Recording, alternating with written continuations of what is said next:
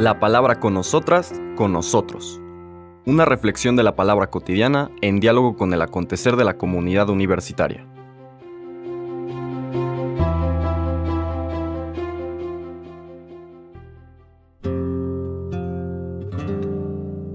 Hola, buenos días, bienvenidas, bienvenidos a la palabra con nosotras, con nosotros. Llegamos al miércoles de la quinta semana de Cuaresma, volvemos a los textos propios de esta semana después de la celebración de la solemnidad de San José ayer y volvemos al libro del profeta Daniel. Pero del capítulo 12 en el que estábamos el lunes, nos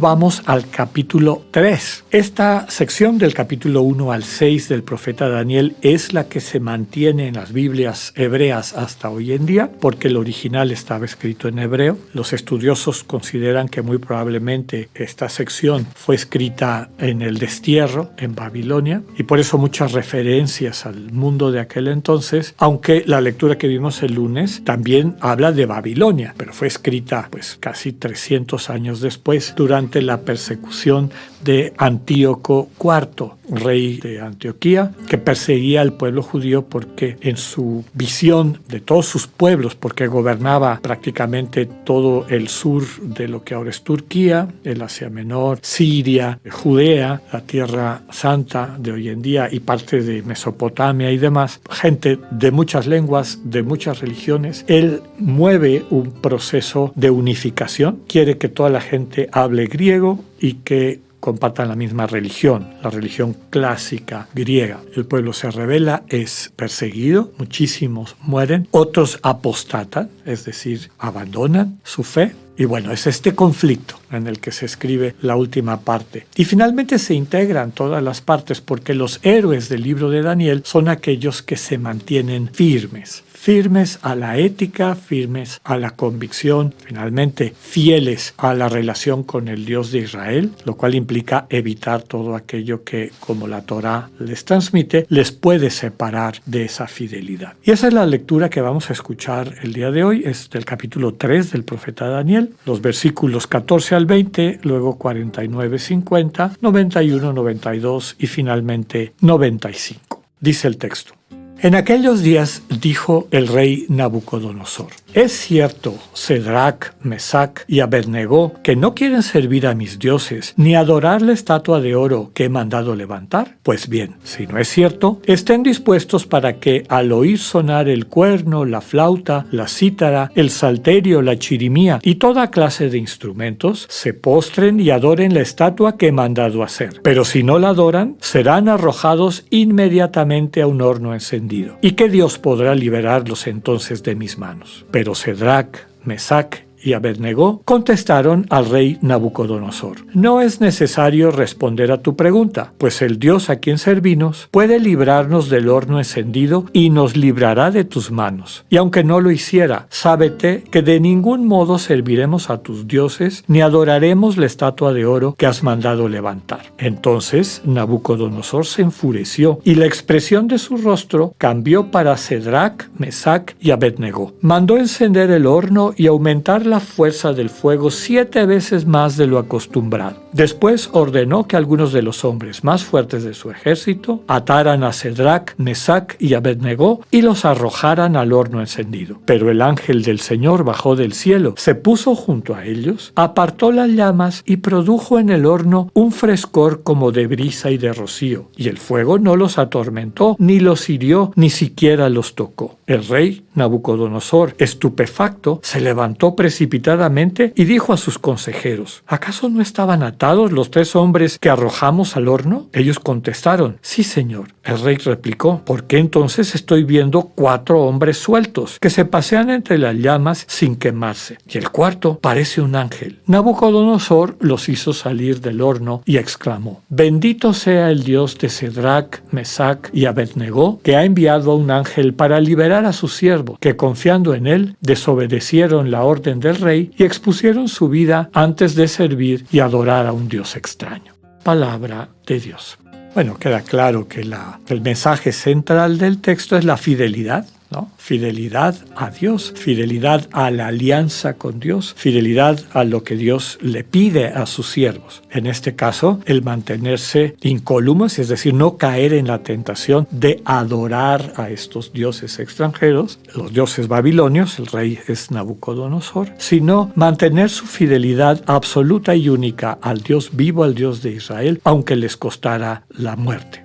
Bueno, les costará la vida, de alguna manera. Estamos capítulo 3. Los capítulos 1 y 2 nos presentan a estos 4 jóvenes amigos: Daniel, Ananías, Misael y Azarías. Como era la práctica en aquella época, el rey Nabucodonosor había destruido Jerusalén, se había llevado a la nobleza de Judá a Babilonia desterrada, y como era práctica y siguió siendo práctica de muchos de estos autócratas, grandes reyes, les quitaban a sus hijos a una cierta edad, digamos 12, 13 años, y se los llevaban a palacio para ver si los podían formar en la cultura de la nación, Babilonia, etc. Y eventualmente se convirtieran en aliados, sirvientes, vasallos del rey, en este caso de Babilonia, y tal vez alguna vez les pudiesen mandar de regreso como gobernadores para su pueblo. Bueno, pues llegan estos 4 jóvenes, observantes estrictos de la ley, de la Torá. Era costumbre que a los jóvenes que servían al rey o que estaban en proceso de que se decida si iban a pasar a ser parte de la corte del rey, pues los alimentaban con lo que se comía en la mesa del rey. Pero para estos 4 jóvenes esas eran cosas inmundas, implicaba romper la ley. Entonces le piden al jefe de la mesa de Nabucodonosor: por favor, no nos des esa comida, tráenos solamente verduras asadas y agua. Y el otro dice: no, de ninguna manera, si a la semana que viene el rey los ve debiluchos o flacos, me va a matar a mí.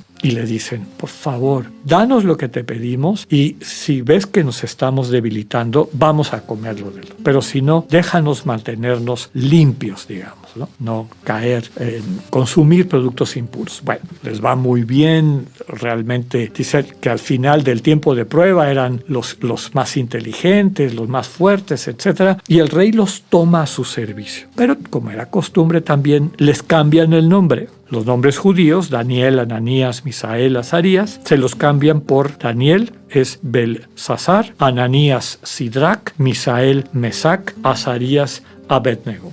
Más allá de que muy probablemente es un relato desde luego legendario, pero está tratando de subrayar la fidelidad hasta las últimas consecuencias, no solamente por sí, sino por su pueblo, ¿no? Porque de alguna manera su pueblo los veía con admiración. Eran, digamos, los descendientes de esa élite gobernante. Desde entonces, la figura de estos 3 jóvenes, Daniel no es enviado. Daniel ocupaba otro puesto en la casa del rey, pero estos 3 amigos suyos sí pasan por este suplicio, pero salen triunfantes. Lo que parecía que era la muerte definitiva, y una muerte ignominiosa, ser tirados a un horno encendido, no termina de destruirlos, no los mata, y no solo eso, sino que salen victoriosos, al grado de que el rey reconoce que el Dios de Sadrach, Mesach y Abednego es un Dios particularmente poderoso, ¿no? Desde luego que ningún rey babilónico hubiera dicho esto al final, ¿no?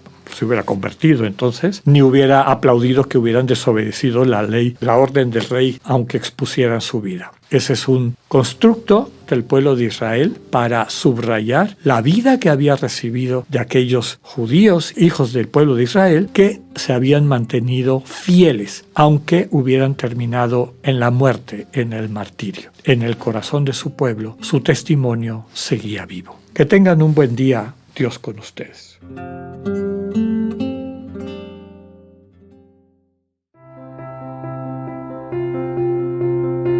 Acabamos de escuchar el mensaje del Padre Alexander Satirka. Escúchalo de lunes a viernes a las 8:45 de la mañana por radioiberoleon.com, a través de nuestra app gratuita para iOS y Android o por Spotify. Esta es una producción de Radio Ibero León en colaboración con el ITESO, Universidad Jesuita de Guadalajara.